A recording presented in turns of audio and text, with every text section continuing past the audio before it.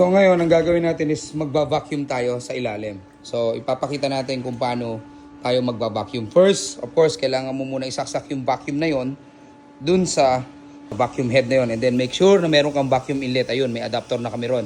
And then make sure din na naka-independent yung ano natin dito, ball valve natin dito. Ibig sabihin, may sariling line yan. Independent yung line.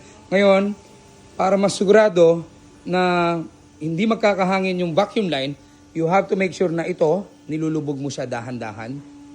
Yan, nilulubog mo yan. Yan. Para magkaroon siya ng water yung buong linya. Kumbaga, yan yung tinatawag natin na priming. Okay? Ibubog-anohin mo yan. Yan. Lalagyan mo ng tubig.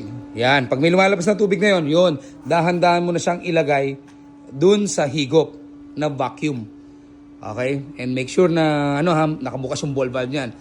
Ayan. So, nakasaksak na ngayon yan. So, paano mo malalaman na umaandar siya ng maayos? Yung mga return natin, yung mga buga, umaandar pa rin dapat siya. Okay?